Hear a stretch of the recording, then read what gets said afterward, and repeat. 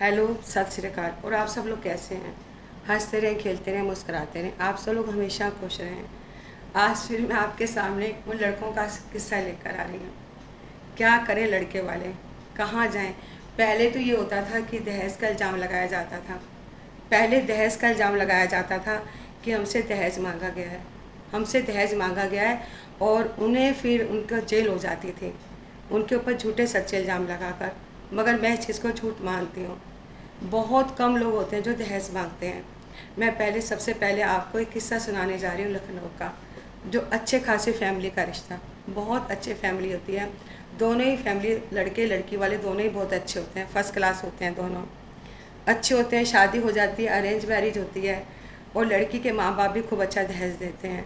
मगर लड़की 15 दिन बाद आ जाती है। 15 दिन आने के बाद वो ये इल्ज़ाम लगा देती है, मेरे पति एंड मेरे ससुर, सास ससुर ने मुझे मारपीट की है। और लड़की वालों ने शादी अच्छी की होती है, पुलिस केस चलता है और उन लड़के वालों को जेल हो जाती है। माँ बाप भाई और जो लड़का, उससे जेल हो जाती है।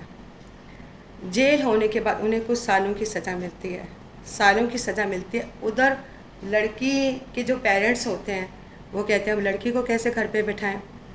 तो एक रिश्ता आता है, उससे उसकी शादी हो जाती है। मालूम पड़ता है वो रिश्ता कौन था, वो उसका पुराना लवर था। उसने शादी क्यों की थी? शादी सिर्फ इसलिए की थी कि मेरे पापा की अच्छी रेपुटेशन है, मेरे पापा की एक अच्छी इज्जत है, मैं अपने पापा को बहुत प्यार करती हूँ, बहुत ज़्यादा प्यार करती हूँ, तो मैं शादी अपने माँ बाप की मर्ज़ी से ही करूँगी। शादी होने के बाद 15 दिन रहने के बाद इल्ज़ाम आता है कि उन लोगों ने दहेज मांगा है और मारपीट की है, जो कि सरासर झूठ होता है, जो कि सरासर। कुछ सालों बाद पता चलता है कि ये सब झूठ था। अपने लवर से शादी करने के लिए इस तरह की बातें की गई थी, उन्हें फंसाया गया था। लड़के की गवर्नमेंट जॉब होती है, लड़के की गवर्नमेंट जॉब होती है, जो कि उस लड़के की जॉब चली जाती है, माँ बाप को जेल हो जाती है, माँ जेल के अंदर ही मर जाती है। ये देखिए कैसे नहीं लड़की वाले संभलते हैं। आपको क्यों नहीं पता चलता है? क्यों लड़की की बातों में आते हो? क्यों लड़की की बातों में आते हो? लड़की क्यों नहीं समझती है कि मेरी माँ ने कैसे घर बनाया है, जैसे मेरी माँ ने घर बनाया है मुझे ऐसे भी तो बनाना है। क्यों माएँ सिखाती हैं अपनी बेटियों को? क्यों माँ अपनी बेटी का घर बर्बाद करती है? क्यों अपनी एक लड़की की माँ अपने लड़की का घर बर्बाद कर देती है? उन्हें सज़ा हो जाती है, लड़के की माँ जेल में मर जाती है, लड़की की गवर्नमेंट जॉब चली जाती है, बाप और भाई जेल में रह जाते हैं। ये बताइए, ये है आजकल का कलयुग, इसे कहते हैं कलयुग। दूसरा किस्सा आता है ज्योति मौर्य का। ज्योति मौर्य की आलोक मौर्य से शादी होती है। ज्योति मौर्य बनारस की रहने वाली होती हैं, अच्छी पढ़ने में बहुत अच्छी होती है, ब्रिलियंट लड़की होती है, क्लास में टॉप आती है, हमेशा टॉप आती है। शादी होती है उनके प्रयागराज में। शादी होने के बाद लड़के का ये जिद था कि लड़की पढ़ने में बहुत ज़्यादा होशियार है, बहुत अच्छी है पढ़ने में, तो वो उसे पढ़ाता है और उसकी हेल्प करता है पढ़ाने में।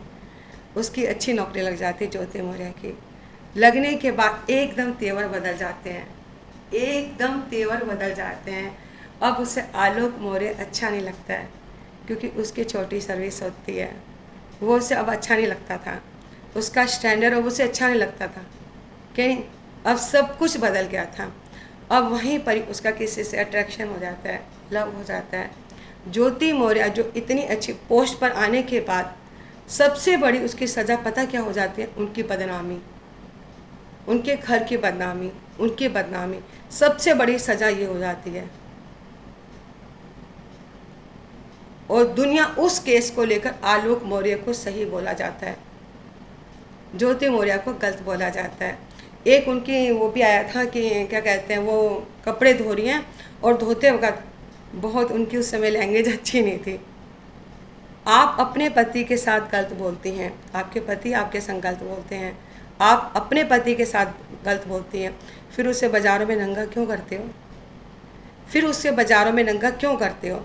क्यों कहते हो कि मेरा पति गलत बोलता है? बोलती तो आप भी हैं, बोलती तो आप भी हैं। उस समय आपकी क्या लैंग्वेज थी? लैंग्वेज अच्छी नहीं थी। कि नहीं। सबसे बड़ा जो आपको सज़ा मिली, जो सबसे बड़ी सज़ा थी, इतनी अच्छी पोस्ट पर होने के बाद बदनामी होना। इतनी अच्छी पोस्ट के बाद बदनामी होना, ये बहुत बड़ी सज़ा थी जो कि नहीं होनी चाहिए थी। इसमें भी पेरेंट्स का ही हाथ था, इसमें भी में पेरेंट्स का हाथ होता है। दे के पिटाई करते, जिससे आपकी शादी हुई है, आज वो आपको पति नहीं अच्छा लगता है, आपको वो पति अच्छा लगता है, आपको वो अच्छा लगता है जो आपसे मीठी मीठी बातें करता है, जो आपको घुमाने लेके जाता है। जो पति होते हैं वो एक लिमिट में चलते हैं, जो लवर होते हैं वो अनलिमिट चलते हैं। उनकी हर चीज़ की मर्यादा छूटी होती है, छेड़ने की, खिलाने की, हर चीज़ की आशिकी उनके ऊपर पूरी सवार होती है। और आजकल की लड़कियों को आशिकी ज़्यादा पसंद है। खैर कोई बात नहीं। उसके बाद किस्सा आता है अतुल सुभाष का, जो बेंगलुरु के रहने वाले होते हैं और उनकी शादी जौनपुर की नकीता से होती है। वो भी अच्छे खासे इंजीनियर होते हैं, अच्छे खासे इंजीनियर होते हैं, और वो खुद अपना सुसाइड कर लेते हैं। खुद सुसाइड पर वो ये कह के जाते हैं, नकीता ने मेरे पर बहुत झूठे इल्ज़ाम लगाए हैं, बहुत। जब तक आदमी जिंदा है इस सज़ा को भुगतता है। भी क्या कहते हैं, सुभाष जी तो, उनकी अतुल सुभाष जी की तो डेथ हो गई, उन्होंने तो सुसाइड कर लिया। आप जब तक जिंदा हैं, जब तक आप मारोगे निकिता जी, उसमें भी पेरेंट्स का ही हाथ होता है। पेरेंट्स, उसमें ये बताया गया कि जो अतुल सुभाष जी थे, उनकी सास और उनकी साली और उनके जो साला जी थे, वो बहुत उनके ऊपर झूठे सच्चे इल्ज़ाम लगाते थे, बहुत झूठे इल्ज़ाम लगाते थे। वो झूठे इल्ज़ाम को सह नहीं पाए, एक हद से ज़्यादा हो गया था, हद से ज़्यादा। और दोनों ही अच्छी फैमिली के थे और दोनों ही सर्विस वाले थे, दोनों ही सर्विस वाले थे। माँ कैसे अपना घर बना लेती है और अपनी बेटी का घर कैसे बिगाड़ देती है, बार बार एक ही बात मन में आती है, जो कि बहुत ज़्यादा गलत है। आप अपनी बेटी की शादी किस लिए करते हैं? क्यों अपनी बेटी को बार बार फ़ोन करते हैं? क्यों बेटी से अपना हालचाल पूछते रहते हैं? आप ये भी तो कह सकते हैं कि अपनी सास की सेवा किया कर। आप ये भी तो कह सकते हैं कि यह आपका घर है, अब तूने इस घर में रहना है, सुख दुख तेरा ही है बेटा, जैसे तू चलेगी वैसे तुझे सब प्यार करेंगे बेटा। क्यों झूठे इल्ज़ाम लगाते हो? आपको डर नहीं लगता है? आपके भाई बहन नहीं हैं? कभी नहीं सोचा है कि उनके ऊपर क्या सज़ा भारी पड़ेगी? कभी नहीं दिमाग में ये बात आई है कि इस चीज़ के भागीदार वो होंगे? कभी नहीं सोचा आपने कि आपके पेरेंट्स से आपकी ये मालूम पड़ता है आप किस घर की हैं, आप किस घर की हैं, ये मालूम पड़ता है। आपके पेरेंट्स का व्यवहार क्या, ये मालूम पड़ता है। क्यों झूठे इल्ज़ाम लगाए जाते हैं कि मेरी सास काम नहीं करती है, मेरी सास मुझे उल्टा सीधा बोलती है, मेरी सास मेरे संग ये करती है। झूठ, सरासर झूठ। पुलिस को इन चीज़ों के खिलाफ एक्शन उठाना चाहिए। लड़कियों के खिलाफ, जो लड़कियां झूठ बोलती हैं, लड़के वालों को हर सज़ा होती है। लड़के की माँ आश्रम में कभी जा रही है, कभी जेलों में जा रही है, कभी मर रही है। ये हो क्या रहा है? ये हो क्या रही है बताओ? ये पहले क्यों नहीं इनके खिलाफ कार्रवाइयाँ होती हैं? क्यों नहीं इनके खिलाफ सज़ा होती है ऐसी लड़कियों के खिलाफ? मगर मैं तो कहती हूँ सबसे बड़ी सज़ा पता क्या है? तिल तिल कर मरना। मैं कहती हूँ सबसे बड़ी सज़ा है तिल तिल के मरना। मेरे लिए सबसे बड़ी सज़ा ये है, तिल तिल के मरते हैं ऐसे लोग जब तक जिंदा होते हैं। जो भी सज़ा में भागीदार होता है, चाहे लड़के वाला हो चाहे लड़की वाला हो, वो तिल तिल के मरता है। कभी भी अपने बच्चों को सुख नहीं देख पाता है जो किसी के बच्चों को ऐसे मार देता है, जिसमें उसका हाथ होता है, जिसमें उसका हाथ होता है, तब, वैसे नहीं। अब आता है राजा रघुवंशी का। राजा रघुवंशी की जो शादी होती है वो सोनम से होती है। इंदौर के रहने वाले हैं,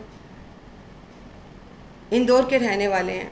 उसमें भी मैं पेरेंट्स का ही हाथ मानती हूँ। अभी मैंने कल परसों एक वीडियो देख रही थी जिसमें यह बताया गया कि उसके सोनू के पिताजी ये कह रहे हैं मेरी लड़की बेकसूर है, और माँ कह रही है मेरी लड़की बेकसूर है।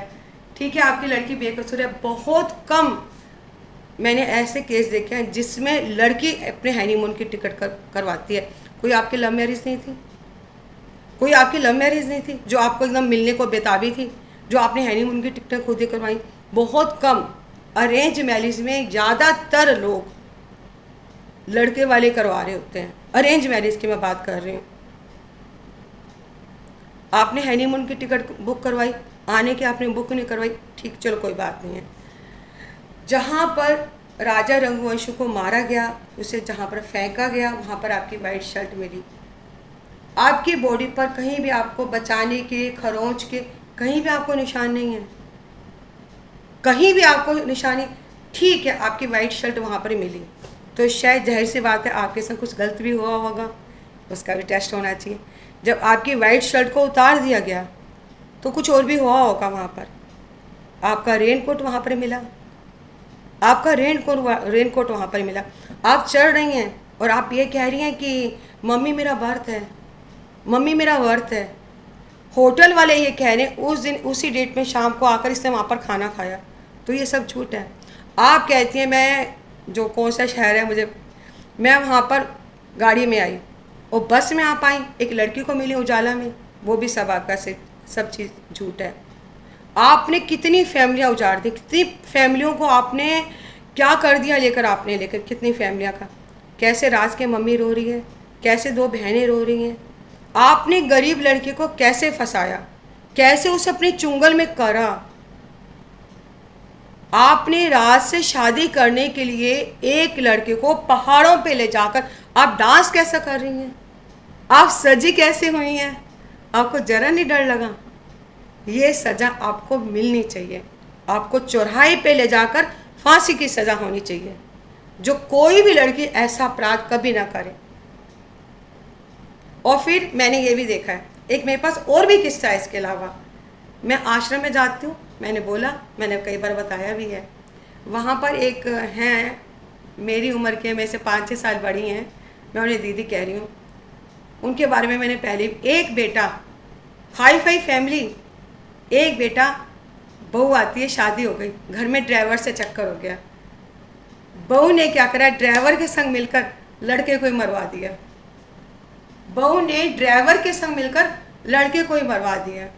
अब जो माँ बाप हैं वो अब आश्रम में आ गए हैं, अब बहू ने उन्हें घर से निकाल दिया। क्यों नहीं इन लोगों को सज़ा होती?